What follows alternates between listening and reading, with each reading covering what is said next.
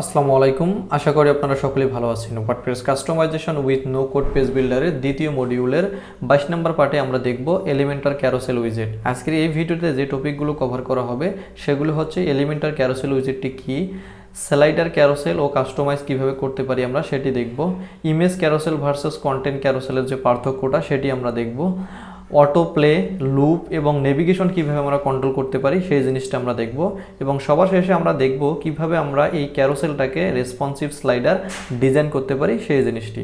ভিডিওটি অনেক গুরুত্বপূর্ণ, আশা করি শেষ পর্যন্ত দেখবেন। যারা এখনও আমাদের চ্যানেলটি সাবস্ক্রাইব করেনি এখনই সাবস্ক্রাইব করে পাশে থাকা বেল আইকনটি অন করে দেবেন। আমি অলরেডি আমাদের পেজে আছি, সো এখন আমরা দেখব আসলে ক্যারোসেল।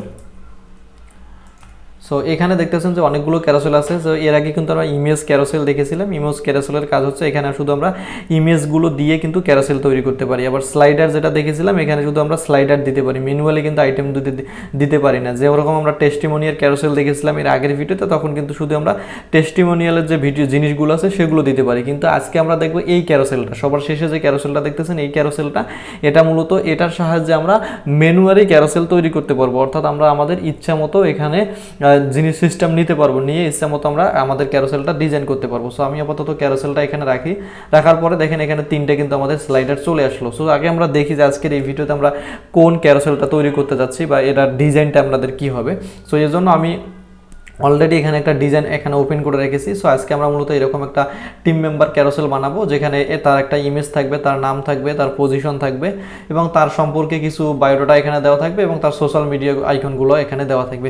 সো এগুলো কিন্তু আমাদেরকে ইন্ডিভিজুয়ালি নিতে হচ্ছে, ঠিক আছে। এর আগে যে ক্যারোসেলগুলো দেখেছিলাম তাদের ডিফল্ট সিস্টেমগুলো দেওয়া ছিল। যেমন আমরা যদি এখানে ক্যারোসেলের এখানে স্লাইডার ক্যারোসেলটা টেনে এনে দেখি, তাহলে এখানে দেখেন ডিফল্ট জিনিসগুলো কিন্তু দেওয়া আছে। আর এখানে যে ক্যারোসেলটা এখন আমরা নিলাম এখানে কিন্তু আমরা চাইলে প্লাস আইকনে ক্লিক করে কন্টেইনার নিতে পারবো। তারপরে এখানে যে উইজেটগুলো আছে এগুলো কিন্তু আমরা ইচ্ছা মতো নিয়ে কাস্টমাইজ করতে পারবো। সো এটি মূলত হচ্ছে আমাদের ডিফল্ট যে ক্যারোসেলগুলো আছে সেটার সাথে আমাদের এই ক্যারোসেলের পার্থক্য। অর্থাৎ এই কন্টেন্ট ক্যারোসেলটা হচ্ছে আমরা এখানে আমাদের ইচ্ছা মতো কন্টেন্ট রাখতে পারবো। চাইলে আমরা প্রথম স্লাইডারে ইচ্ছা মতো যে কোনো কিছু রাখতে পারি, দ্বিতীয় স্লাইডারে আলাদা কিছু রাখতে পারি। সো এরকমও কিন্তু আমরা এখানে করতে পারি। সো তাহলে এখন আমরা আসলে এই মানে টেস্টিমোনিয়াল ক্যারোসেলটাকে ডিলিট করে দিয়া যে ক্যারোসেলটা আছে এই ক্যারোসেলের বাকি সবগুলো আগে আমি ডিলিট করে দিলাম। ডিলিট করে দিয়ে এখানে শুধু আমি একটা ক্যারোসেলই রাখলাম। দেখেন এখানে একটা ক্যারোসেল আছে, এটা আমরা সবগুলো এখানে ভাগ করতে পারবো। সেটিংসে গেলে আমরা বাকি জিনিসগুলো দেখবো। সো আগে আমরা এটা তৈরি করি, দেন তারপর আমরা ডুপ্লিকেট করবো। সো তাহলে এখানে কি আছে, এখানে পুরো একটা কন্টেইনার আছে, তারপরে একটা ইমেজ আছে, তারপরে তার একটা নাম আছে। সো তাহলে এখান থেকে আমরা নাম কপি করব, তারপরে তার যে ডিসক্রিপশন আছে সেটি কপি করব এবং এখানে সোশ্যাল মিডিয়ার আইকনগুলো দেবো। সো চলুন তাহলে আগে এরকম একটা তৈরি করি। সো এখানে আমাদের ক্যারোসেলের ভিতরে বর্তমানে একটি ক্যারোসেল আছে, বাকিগুলো কিন্তু আমরা অলরেডি ডিলিট করে দিছি। সো এখন আমরা যেটা করব, আরও তিনটা এখান থেকে বাড়িয়ে নেই। সো এখানে আমি তিনটা ক্যারোসেল রাখলাম, যেহেতু এখানে আমাদের তিনটা স্টাইল আছে। পরবর্তীতে চাইলে কিন্তু আমরা এটা দুইটা করতে পারবো, একটা করতে পারবো। সো এই সেটিংসগুলো আমরা দেখব।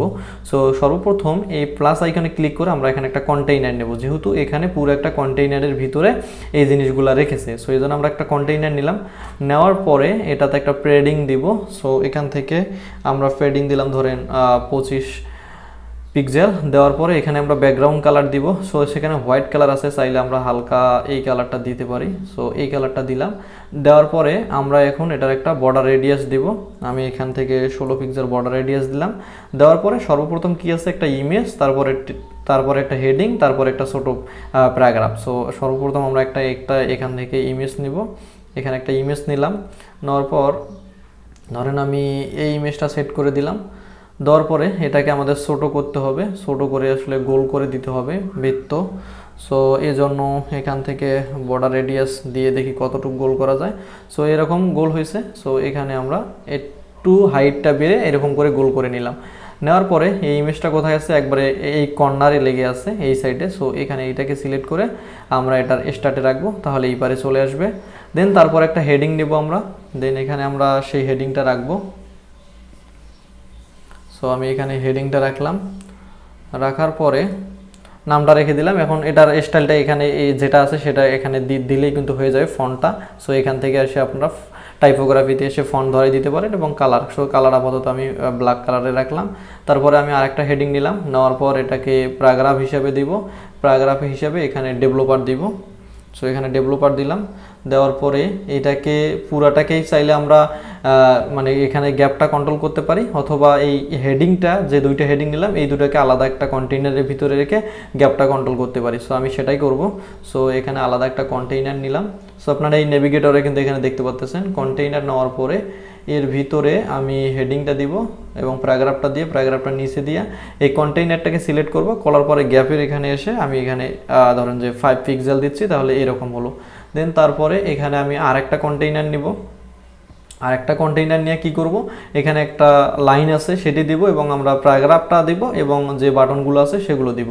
সো এর জন্য এখান থেকে এটি বাদ দিলাম। দেওয়ার পরে যেহেতু টপে আমরা একটা বর্ডার দেবো, এই জন্য টপে আমি একটা পেডিং দিলাম 20। তারপরে বর্ডারে এসে এখান থেকে বর্ড সলিড সিলেক্ট করে আমি শুধু টপে দিব, এজন্য এখানে দিলাম। দেওয়ার পর একটা হালকা একটা বর্ডার দিলাম, তাহলে এরকম দেখাচ্ছে।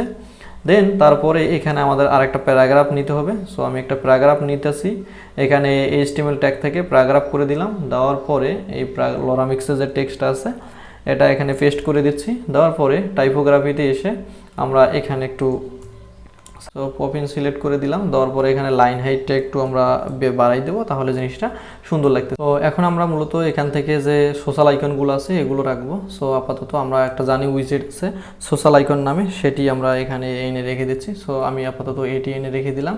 হোয়াইট কালার দেখাচ্ছে, কালারটা চেঞ্জ করে দিই এখান থেকে। তার সেকেন্ডারি কালারটা আপাতত আমি এই কালারটা দিয়ে রাখতেছি। ধরেন যে এই কালারটা দিলাম, এইটা দেওয়ার পরে আইকনগুলো একটু বড় করে দিচ্ছি, এরকম করে বড় করে দিতে পারি। দেওয়ার পরে কন্টেন্টে এসে এটার লেফট অ্যালাইন করে দিলাম। সো দেখেন মোটামুটি আমরা যে ডিজাইনটা ফলো করতেছি ক্যারোসেলের এটার মতো কিন্তু হয়ে গেছে। এখন কিন্তু আমাদের ডুপ্লিকেট করলে আমরা এরকম কিন্তু ক্যারোসেল তৈরি করতে পারবো। সো এখন আমাদের এটিকে মোটামুটি এরকম করে সেভ করতে হবে। সো আমি আপাতত সেভ করলাম। সেভ করার পরে দেখেন এখানে এই ক্যারোসেলের ভিতরে একটা স্লাইডার আছে, সেই স্লাইডারের ভিতরে কিন্তু একটা কন্টেইনার। এখন যদি আমরা এই কন্টেইনারটাকে কপি করি, কপি করার পর দ্বিতীয় যে স্লাইডারটা আছে এটার ভিতরে পেস্ট করে দেই, তাহলে অটোমেটিক সেটা চলে আসবে। আবার 3 নম্বর স্লাইডারের ভিতরে যদি আমরা ধরে এটাকে পেস্ট করে দেই, তাহলে কিন্তু অটোমেটিকলি এখানে আমাদের যে স্টাইলটা ছিল, যে কন্টেইনারটা ছিল, সেটা কিন্তু অটোমেটিকলি এখানে চলে এসেছে। আমি পাবলিশ করলাম।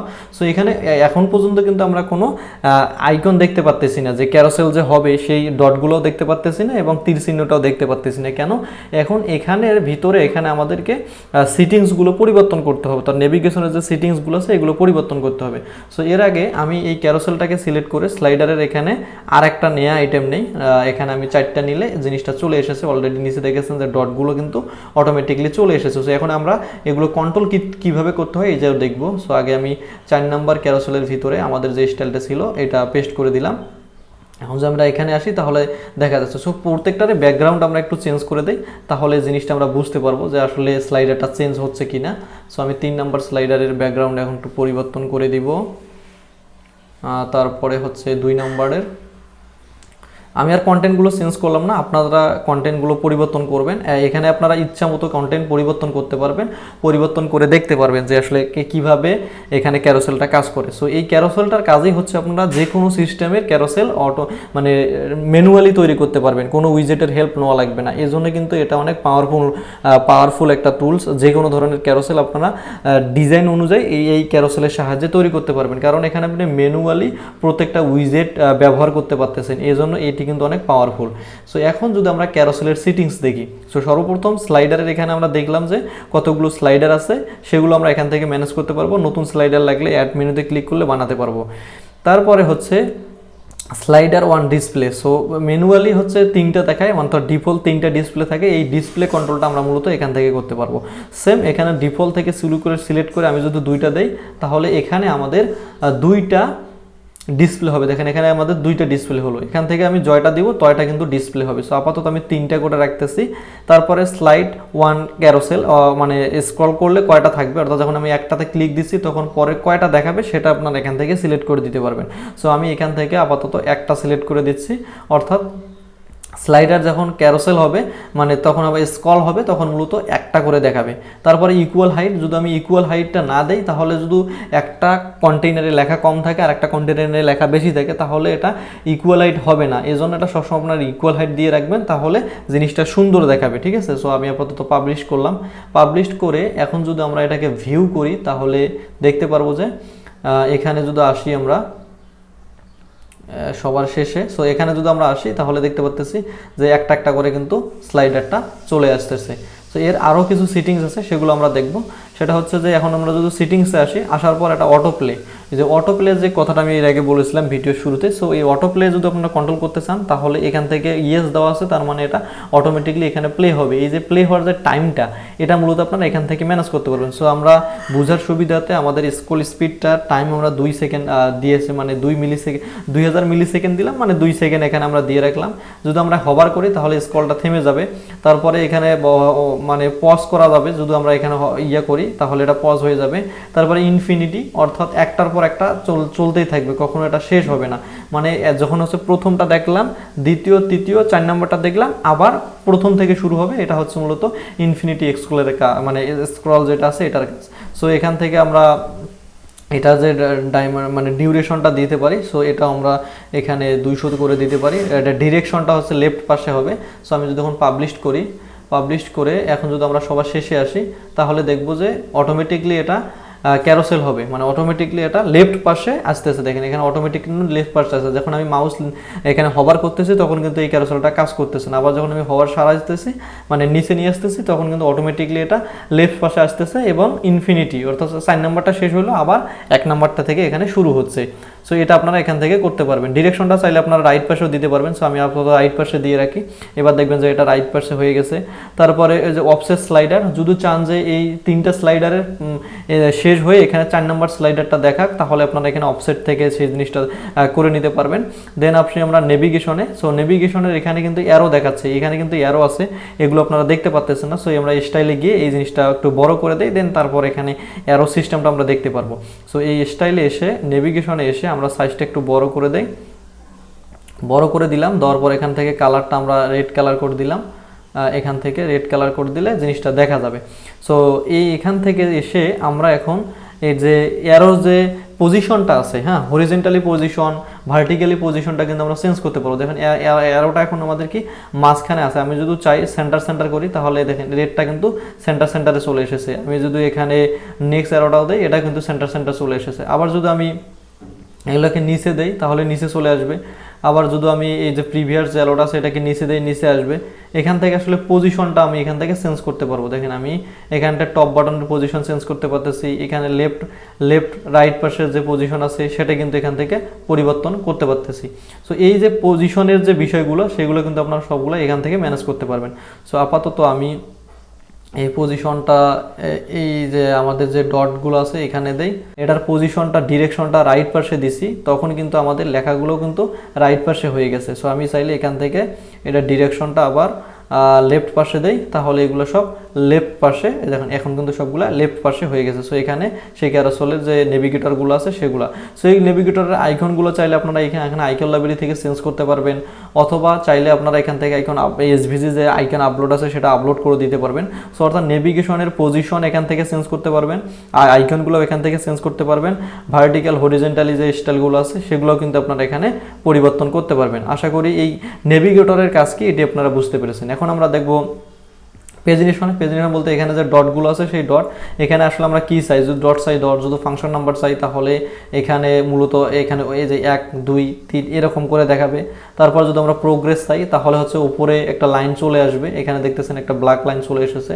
যদি আমরা পাবলিশ করে যদি সবার শেষে আসি তাহলে দেখেন এই যে আমি যদি এই ডটে ক্লিক করি তাহলে উপরে একটা প্রোগ্রেস চলে এসেছে। সো অনেক স্লাইডারে কিন্তু এরকম প্রোগ্রেস বার থাকে, অনেকে কিন্তু কনফিউশন হয়ে যায় যে আসলে কোনটি দিয়ে বানাবো। সোল যে ক্যারোসেল সিস্টেমটি আছে এটি দিয়ে কিন্তু আমরা তৈরি করতে পারি, ঠিক আছে। সো এটা আপনারা কি চাচ্ছেন সেটা এখান থেকে আপনারা সিলেক্ট করে দিতে হবে। আপাতত আমি ডট সিলেক্ট করে দিলাম। দেওয়ার পরে এই যে আমরা নেভিগেটরটা তারপরে যে ক্যারোসেলটা অ্যাড করলাম, এগুলোর স্টাইলগুলো আমরা পরিবর্তন করতে পারবো এই স্টাইল ট্যাবে এসে। যেমন একটা স্লাইডার থেকে আরেকটা স্লাইডের দূরত্ব কত হবে এই গ্যাপটা আমরা এখান থেকে দিতে পারবো। সো আপাতত আমি এখান থেকে 30 পিক্সেলের একটা গ্যাপ দিয়ে রাখলাম। তারপরে যদি আমরা চাই পুরোটাতে একটা ব্যাকগ্রাউন্ড দিব, তাহলে এখান থেকে সিলেক্ট করে ব্যাকগ্রাউন্ড দিলে দেখেন পুরোটাতেই মানে প্রত্যেকটা স্লাইডারতে একটা করে ব্যাকগ্রাউন্ড অ্যাড হয়েছে। সো আমরা এটা কখনোই করবো না, আমরা সবসময় একটা কন্টেইনার নিব, সেই কন্টেইনারের ভিতরে আমাদের যতগুলো কন্টেন্ট লাগে সেগুলো নিব, নেওয়ার পরে ওইটাতে আমরা ব্যাকগ্রাউন্ড দিব। তাহলে কি হবে, আমরা কিন্তু একটা স্লাইডার বানাইলে বাকি এই কন্টেইনারটা কপি করে সবগুলো স্লাইডারেতে সেটা পেস্ট করে দিলে অটোমেটিকলি কাজ হয়ে যাবে, ঠিক আছে।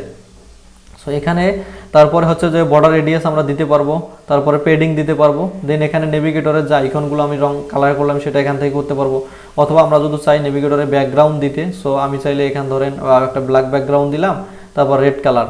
তারপরে এখান থেকে বর্ডার রেডিয়াসও আমরা দিতে পারবো। ধরুন আমি বর্ডার রেডিয়াস এখান থেকে 12 পিক্সেল দিলাম, তাহলে এটা গোল্ড হয়ে গেল।